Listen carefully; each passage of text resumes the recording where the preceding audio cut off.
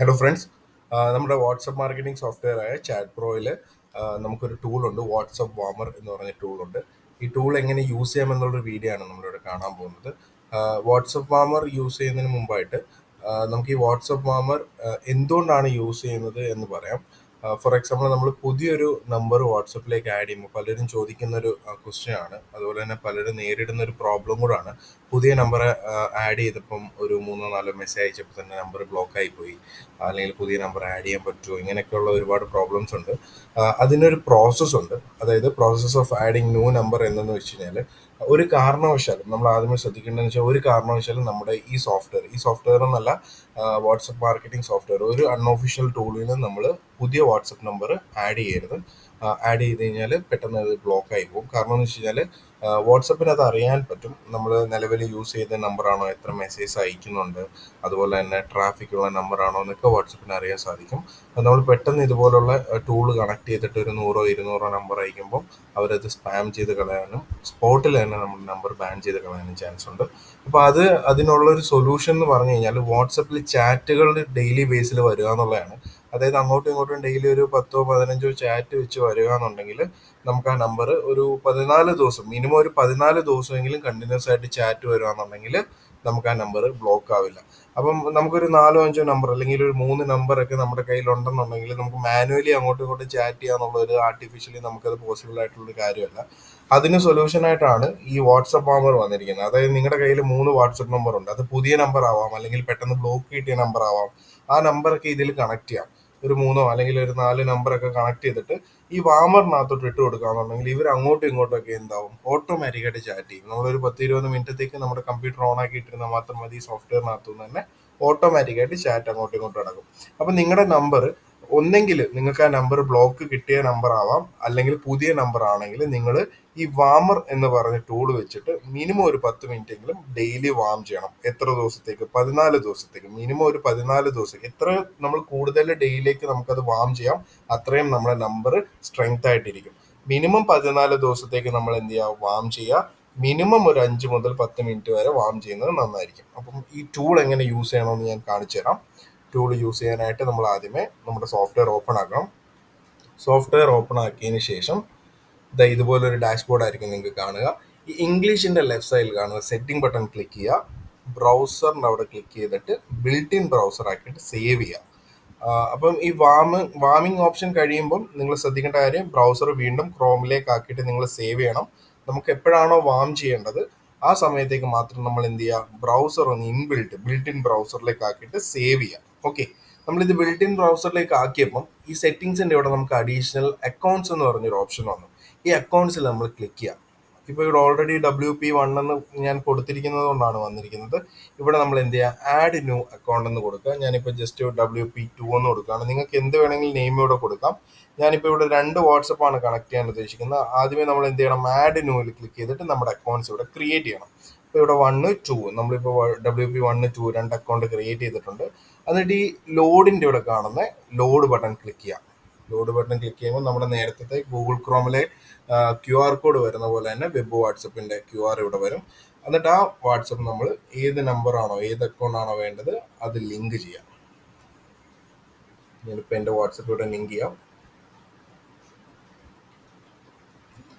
ഇവിടെ ലിങ്ക് ആവുന്നുണ്ട്.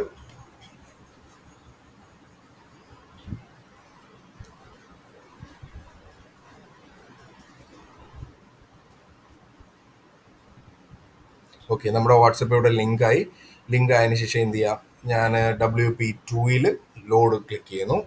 Load click ചെയ്തിട്ട് അടുത്ത വാട്സപ്പ് ഇവിടെ കണക്ട് ചെയ്യുന്നു. ഒരു സെക്കൻഡ്, ഞാൻ ഫസ്റ്റ് കണക്ട് ചെയ്ത വാട്സപ്പ് ഒന്ന് ക്ലോസ് ചെയ്തോട്ടെ.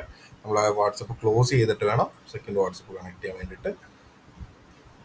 WP2 ലോഡ് ചെയ്യുന്നു. ഇവിടെ പുതിയൊരു QR കോഡ് വരും. നമുക്ക് എന്ത് ചെയ്യാം, അടുത്ത വാട്സപ്പ് ഇവിടെ കണക്ട് ചെയ്യാം.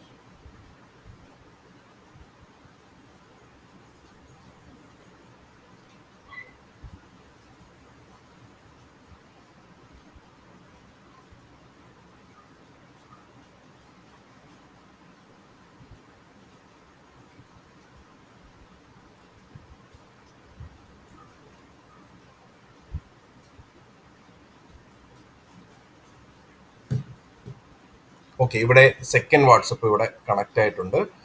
ഞാനിപ്പോൾ ഇവിടെ 2 വാട്സപ്പാണ് കണക്ട് ചെയ്തേക്കുന്നത്. നിങ്ങൾക്ക് എത്ര വേണമെങ്കിലും വാട്സപ്പ് ഇവിടെ കണക്ട് ചെയ്യാം. ഈ ആഡ് നോ കൊടുത്തിട്ട് ഓരോ അക്കൗണ്ട് ക്രിയേറ്റ് ചെയ്തിട്ട് പുതിയ പുതിയ വാട്സപ്പ് എന്ത് ചെയ്യാം ഇവിടെ കൊടുക്കാം.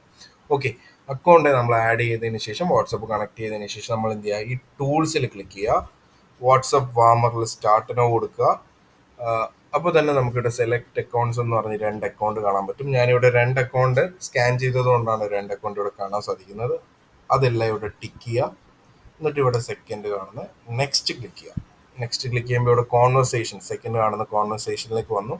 ഈ വാട്ട് ആർ യുവർ ഇൻട്രസ്റ്റ്, ഇതെല്ലാം ഓൾറെഡി ഇതിൽ സെറ്റ് ചെയ്ത് വെച്ചിരിക്കുന്ന കോൺവെർസേഷൻസ് ആണ്.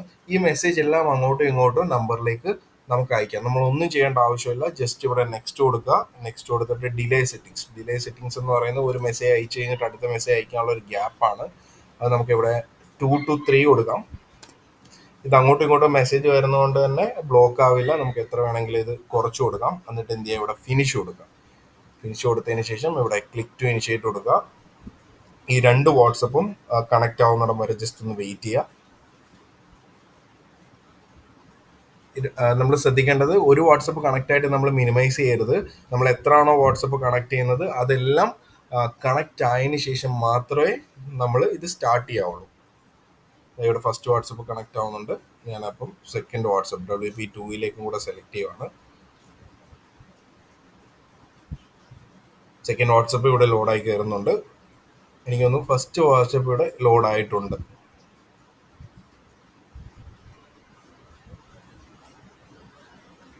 ഇവിടെ സെക്കൻഡ് വാട്സപ്പും ലോഡ് ആയിട്ടുണ്ട്. ഇനി നമ്മൾ എന്ത് ചെയ്യുക, ഇത് മിനിമൈസ് ചെയ്യുക. മിനിമൈസ് ചെയ്തിട്ട് ഇവിടെ ഇനിഷ്യലൈസ്ഡ് എന്ന് വന്നിട്ടുണ്ട്. സ്റ്റാർട്ട് ക്ലിക്ക് ചെയ്യാം.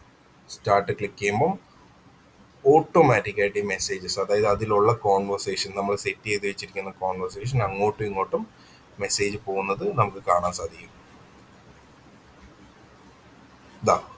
WP1 നിന്ന് 2യിലേക്ക് ഒരു മെസ്സേജ് പോയി, 2ൽ നിന്ന് 1ലേക്ക് ഒരു മെസ്സേജ് വന്നിരിക്കുന്നു.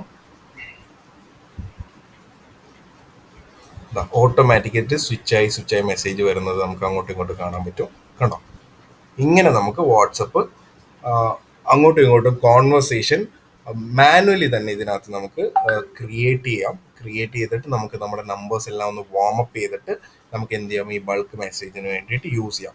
നിങ്ങൾ ശ്രദ്ധിക്കേണ്ട ഈ 2 കാര്യങ്ങളാണ്.